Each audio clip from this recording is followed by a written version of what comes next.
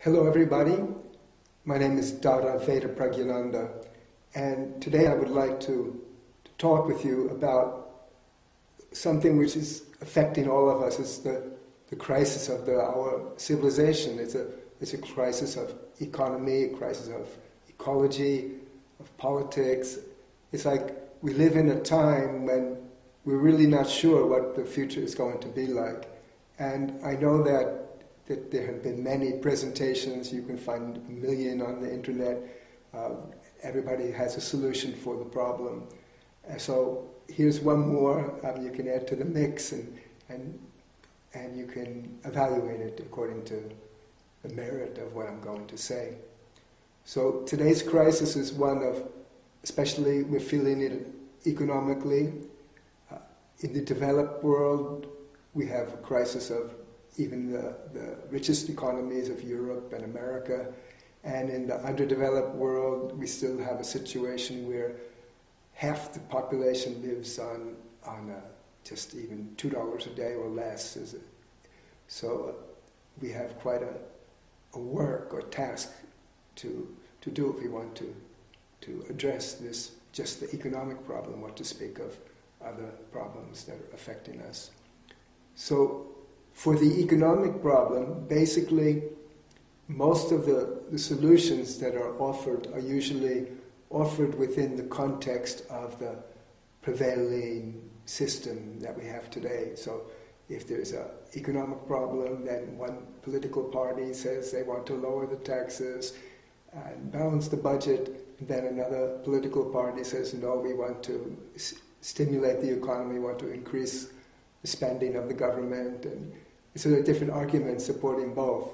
But these are the maybe we can say they're like band-aid solutions working within the context of the same system that has actually created the problem. So the first thing that we have to do is to really look at the fundamental structures that we have today and evaluate them and ask whether they have to be eternal or not.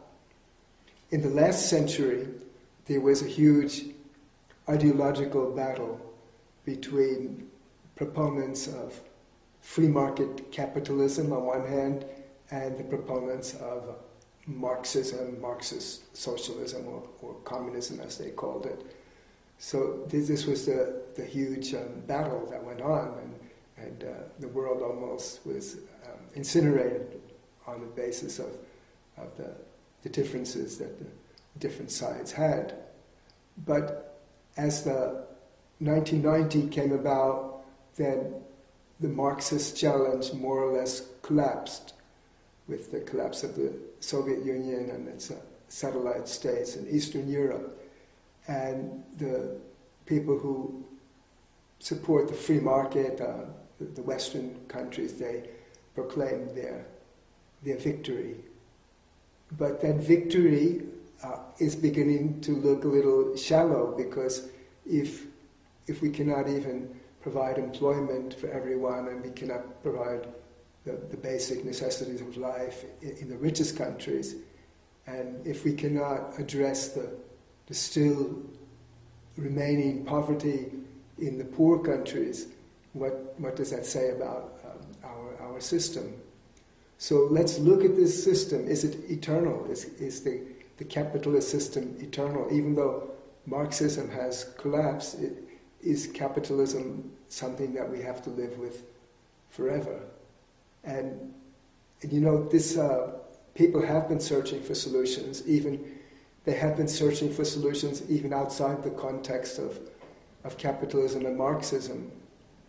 In the 20th century, the late 20th century, around 1960 or so, there was a movement of countries which they proclaimed themselves to be the non-aligned bloc. These were countries India, Egypt, Yugoslavia, Ghana, a few others. And they wanted to forge a path independent of either capitalism or Marxism. But they failed. They usually, most of them usually ended up more or less aligned with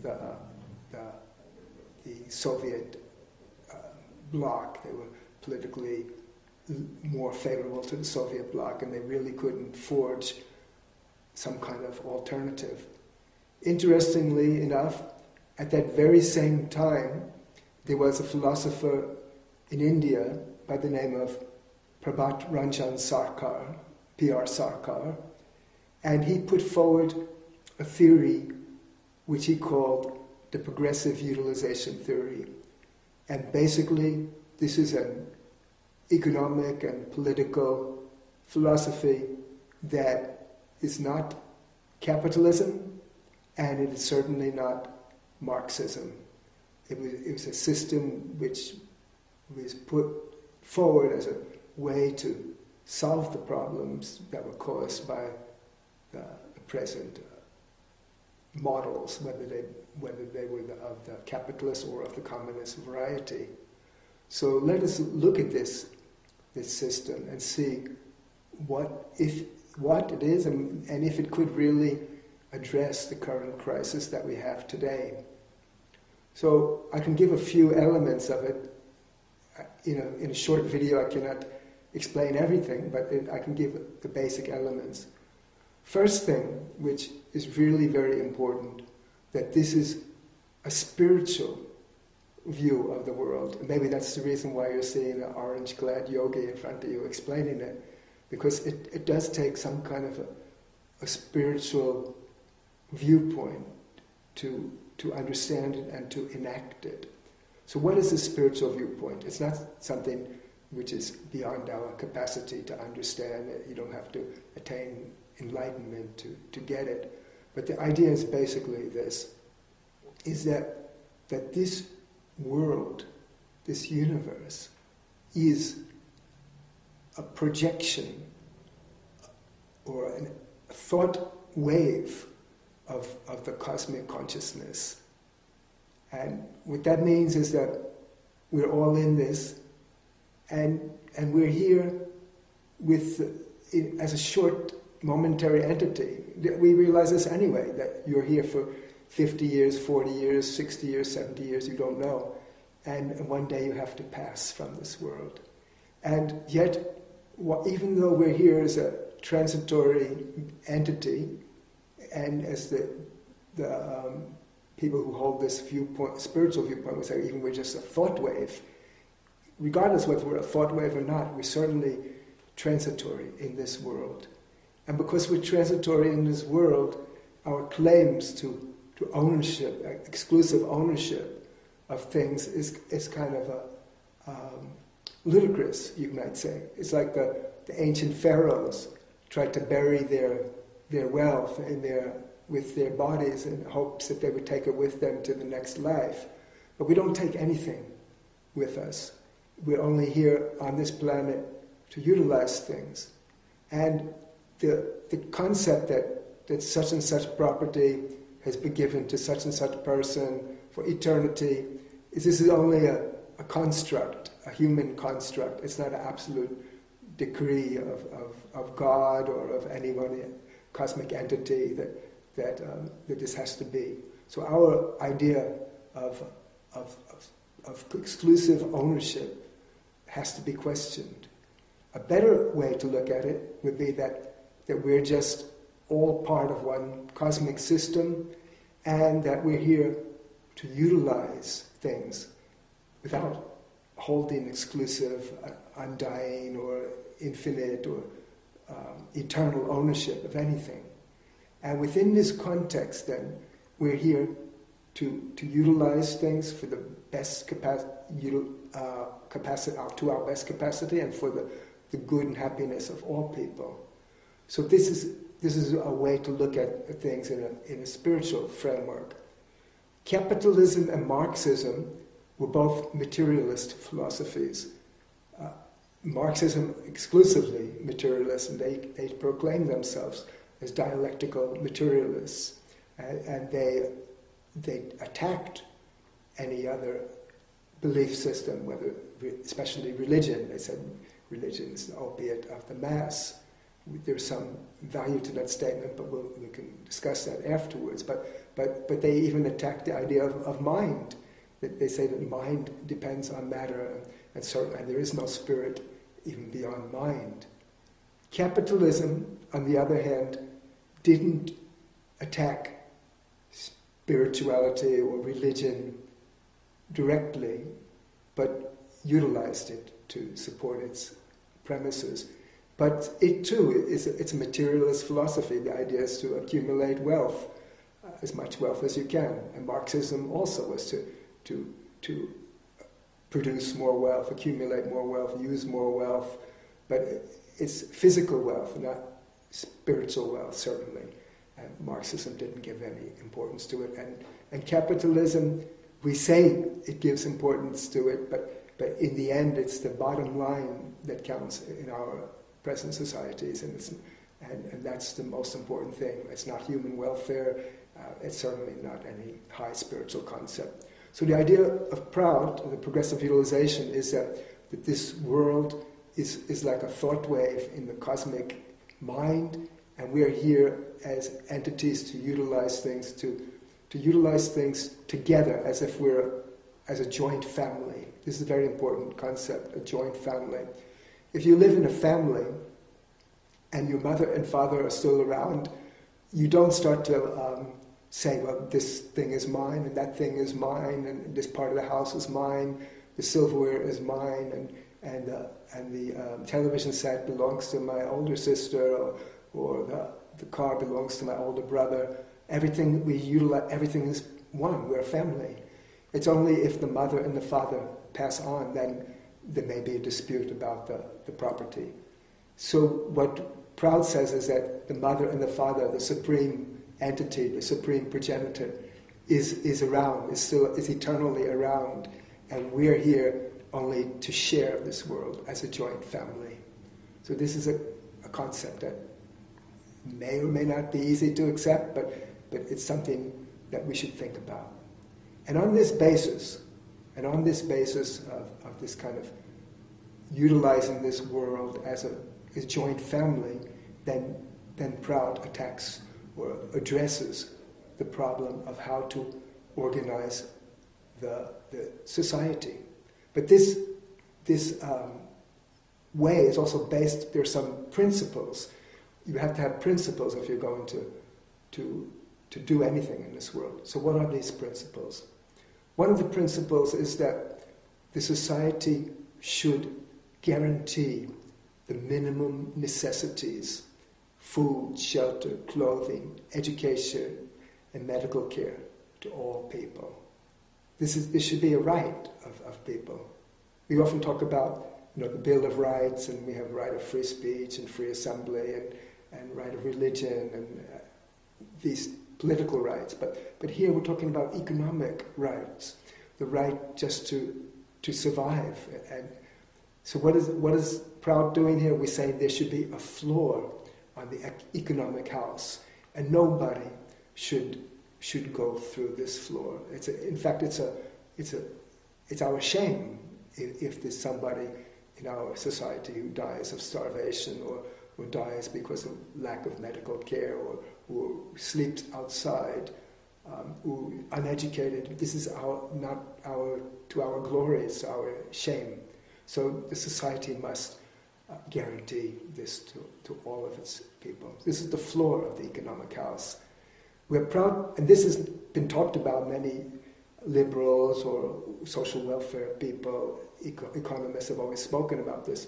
But where PROUT breaks a new ground is that it says there should also be a ceiling on the economic house. A ceiling means that there should be a cap on the accumulation of physical wealth by the members of the society. The free accumulation of wealth, the unlimited accumulation of wealth by a few people, results in the misery of many people. And this is the situation in the world today, that wealth has been concentrated in the hands of very, very few people, and the result is a society where there's also people who don't get enough, and it's a society where the whole structure of government has been distorted wealthy people buying the government. So PROUT says no individual should be allowed to accumulate any physical wealth without the permission of the society. So there should be a ceiling on the wealth. Then also how to distribute wealth. There should be some principle of that, and how to produce it. The idea in PROUT is that there should be maximum utilization of the resources of the world. And these resources are physical resources, the normal resources that you see of the forests and the trees and the minerals and the soil, but they're also resources beyond that, the beauty, the aesthetic beauty that we get from things also has to be valued. And even there are spiritual resources of this world too. You wouldn't want to convert a church where people have prayed for 1,000 years into a billion parlor. You know, it's the vibration of that, the sanctity of that place should be respected. So we should make maximum utilization of the mundane resources, the supramundane or aesthetic resources, and even the spiritual resources of this world. And they should be distributed in a rational manner. Now, what does a rational manner mean?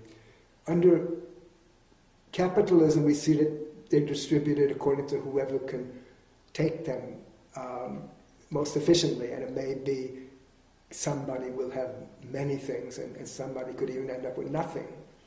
Under the ideal of communism, although not the practice, the ideal was to have equality, and each according to his need, and the idea of everybody is basically equal. But the concept here is rational distribution. Rational distribution means that things should be, first of all, the minimum things should be given to people or supplied by giving purchasing power, and I will discuss that shortly. And then the surplus things, what to do with the surplus. In every society there's always going to be this extra wealth beyond the minimum. How should this be apportioned in a way that will help be fair and help the society?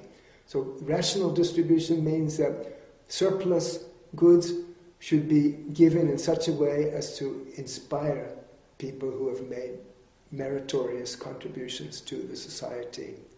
So for instance, in a society where only a few computers could be produced, that was the way it was, maybe 20 or 30 years ago, it would be an extreme luxury to have your own personal computer. So in such a society, those luxurious items should be given to scientists and doctors and people who could utilize them. And then as they became more plentiful, then the ordinary or other people would get them. And then those meritorious people, how would we inspire them to do more? Some new item, which is also in short supply, it should be apportioned to them. This would be rational distribution. It's not equal distribution, but with the other principles in place of guaranteeing the minimum, it will be fair. And regarding how should the items or physical things be apportioned, for instance, the minimum, should we write a check to people at the end of every month with here are your minimum necessities? No. But we should supply purchasing power through full employment, and full employment which provides adequate purchasing power, so that people will have be able to get those minimum necessities. But society has to arrange that.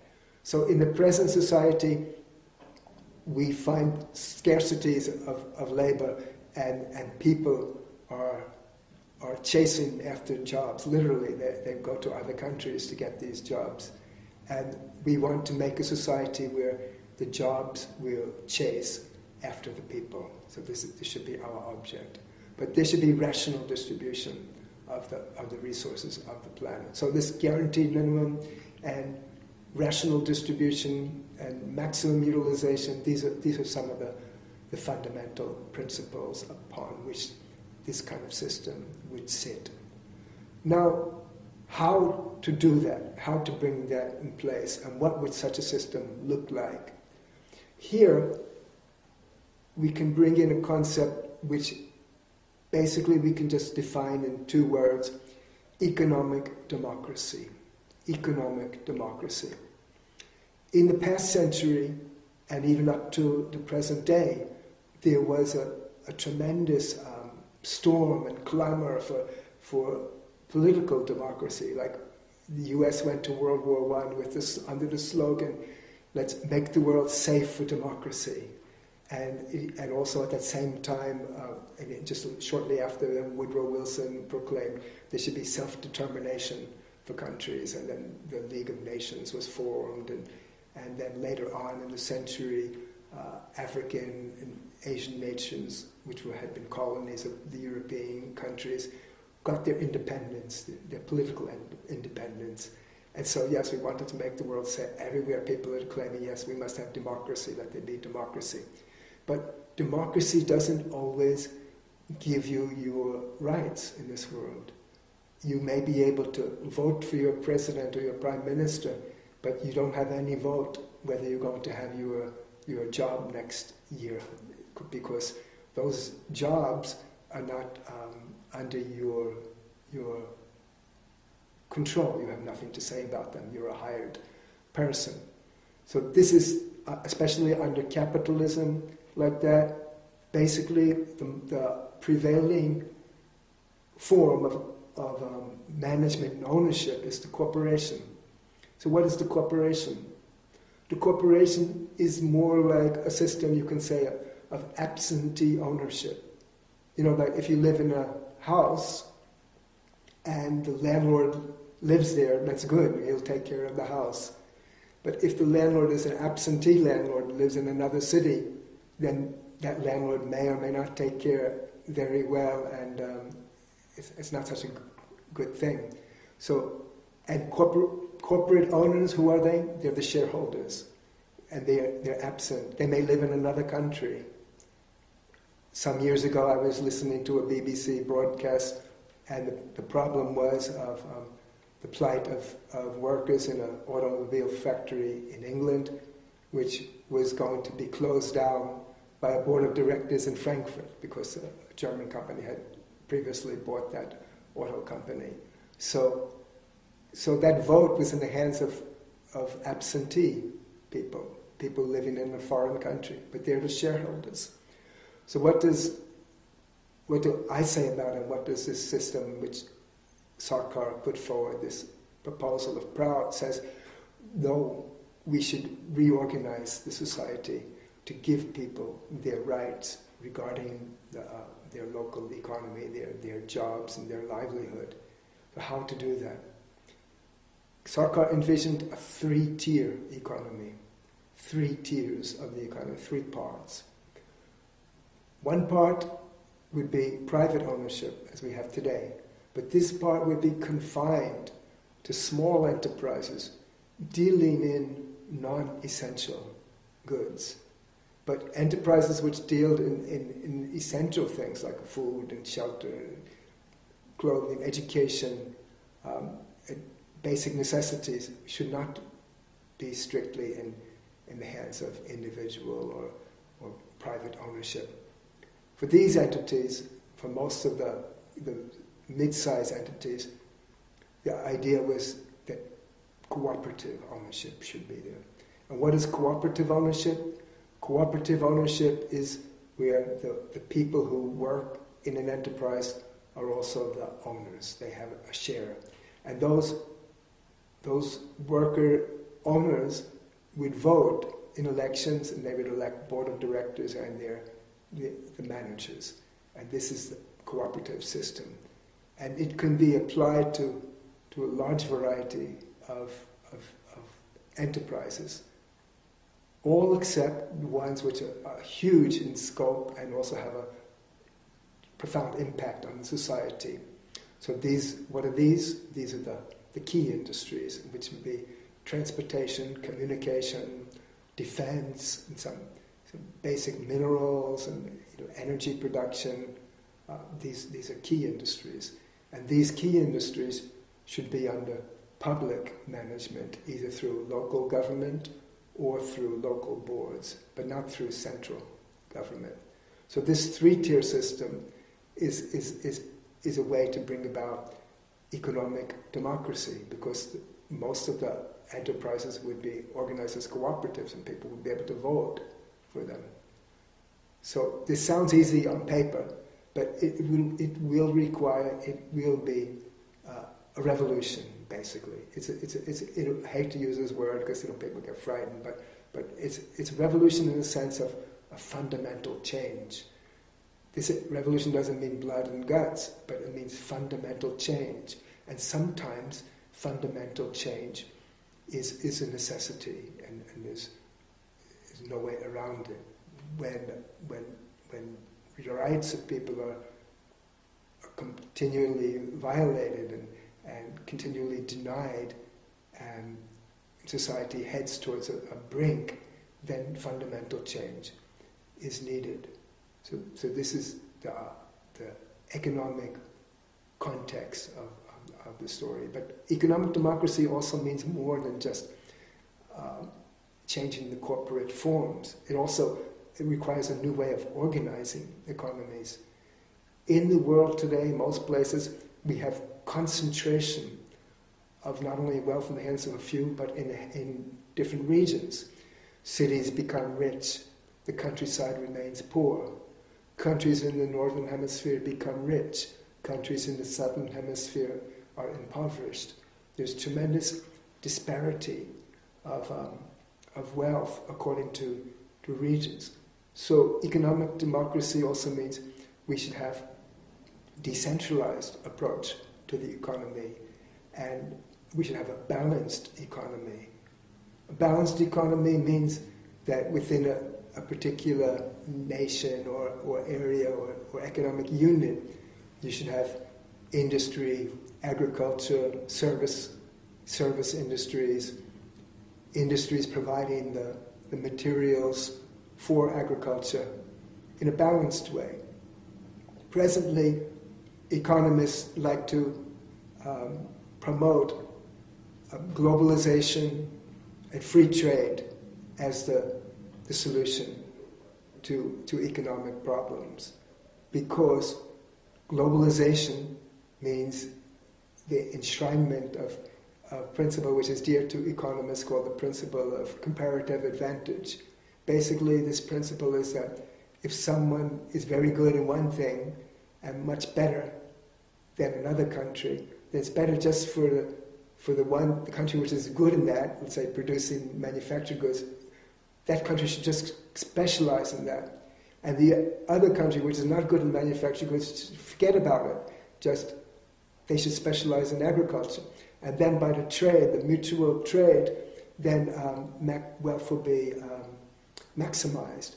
But this works nice in theory, but in practice what it means is that the manufacturing countries have become wealthy, and the countries only dealing with their sending raw materials out and things which they don't add value to, they become impoverished. So the idea here is that this should stop, and that different regions of the world should develop in a balanced way. Like we have this expression, banana republics. Yeah, there shouldn't be banana republics, that countries should also develop manufacturing sectors and service sectors and agriculture. And if they have to develop a manufacturing sector, they should be allowed to protect it while it's growing. They should be allowed to protect it while it's growing. Countries which we would laugh at, that manufacturing today, then we won't laugh tomorrow. We used to laugh when we found the goods that said made in Japan in the 50s, when we saw that on the bottom of we turned it over and we look at where it was made in Japan, we would laugh at it. It means cheap imitation. But nobody is laughing today. So we have to allow countries around the world, regions around the world, to develop in a balanced way. And much of the dispute of the United States and Cuba, well, it was rooted in the Cold War, but it was also the Cuban idea that they didn't want to become a place just where rich people will come to gamble and do prostitution. they wanted also to develop their economy as they saw fit. So this is a huge thing that we have to allow rich countries. They have to give up their idea that they're going to dictate what happens in the other countries of the world, and so there has to be real democracy in that sense. The countries of Africa got their political democracy in 1960, but they didn't get their economic democracy because they got their political freedom, but they didn't get economic freedom because they're not free to develop their economies as they want them to. So this should be allowed. And within countries also, there should be a balanced approach to development so that there will not be a concentration of particular enterprises in one place and then nothing in another place. There should be jobs in one place and no jobs in another place. So this will be a new organization, a decentralized economic approach. And this decentralized economic approach, whether it be applied within a country, and if it would be applied with also a reorganization of enterprise in three tiers, with some private and a good portion in cooperative, and the largest enterprises which are not amenable to cooperatives in public hands, then this could allow a fair amount of wealth, and it could be and even increasing amounts of wealth. One thing which has to be made very, very clear when we talk about a system like PROUT. I have not used the word yet, but I can say people will use the word socialism. In one way, maybe you could label this a type of socialism. If you want, you can use that word. Sure, of course, it doesn't allow people to accumulate as much as they want. So there's social limits of it. Use that word if you like. But one thing is very important. Even if you use the word socialism, it doesn't mean to make or collective system. It doesn't mean a collective system is to make everybody poor. In the United States, where I'm sitting right now, that people think of socialism and they think of, oh wow, yeah, we'll be putting camps and everybody will be wearing Mao jackets, gray jackets, and we'll be eating porridge, thin porridge, and that's what socialism means. But look at it this way: it means a system which is based. One of the principles which I didn't mention is that the system of standard of living should rise in every successively age. It should rise progressively. So it's a system which will produce a good amount of wealth, and that wealth will be shared fairly, and the system will gradually increase the prosperity of everyone. It doesn't mean to bring everyone down to a low common denominator. It means rather to lift everyone up to the highest point possible. So this is a very important point to keep in mind. And I want to go finally to the last thing I want to mention today, that the enactment or the implementation of these measures, let's say for economic democracy, for example, to bring about guaranteed minimum necessities for people, or to make any structural adjustments in the economic system, depends on one important factor, which is tied to the first thing I mentioned. I mentioned a spiritual worldview. But what is needed to bring about anything great in this world is the proper people to do it. Without the proper people, even a noble idea will be perverted. For example, although people here in America or in the West are likely to view communism or Marxism in a very terrible light as a demonical theory, its proponents were not demons and not devils or not bad. The people who formulated the theory, they had good ideas. They saw the problems caused by capitalism. They saw the inequality. They saw the deaths caused by the babies dying at the prison gates in the early capitalist factories where there was no child care, no anything, there was no care. They saw people dying of starvation, of neglect, of lack of medical care, and they put forward their theory as a way to address this. But when it was enacted by people, and those people had their own greed and their own same defects of people everywhere. And so many so-called communist systems had elites with more. It's like that old joke from Animal Farm, all animals are equal, but some animals are more equal. The parable of Animal Farm is what happened.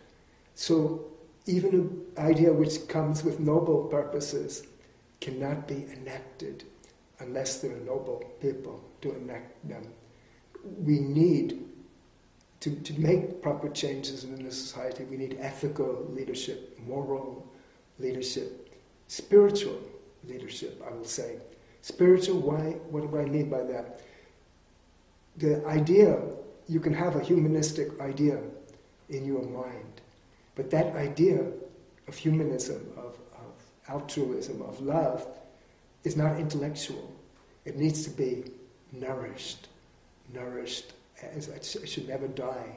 And that nourishment comes from a spiritual practice, of internal spiritual practice, which will remind you and will remind me that we're not a sack of skin and bones, and that behind this I feeling, I exist, there is also an I of I know.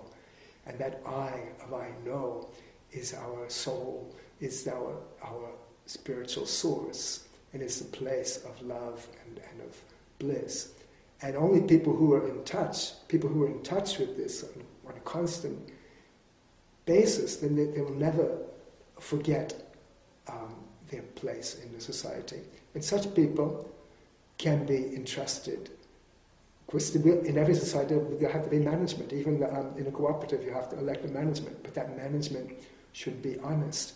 And in a society there have to be some government, and that government should be honest. But that government can't be honest if the electorate isn't honest, if the electorate isn't noble, the electorate isn't moral.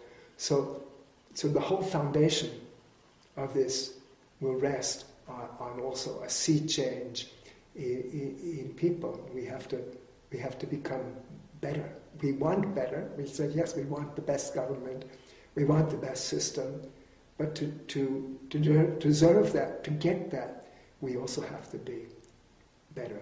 So in a nutshell, this is the proposition. We have a crisis in this world, and this crisis is a systemic crisis. It's caused by an economic system which is based on just the strongest and the shrewdest and maybe crookedest grab as much as they can, and others have to fend for themselves. And the solution which Sarkar first put forward in 1959, which I'm restating here, is that we need a system based on a spiritual worldview, a worldview in which we view this universe as our common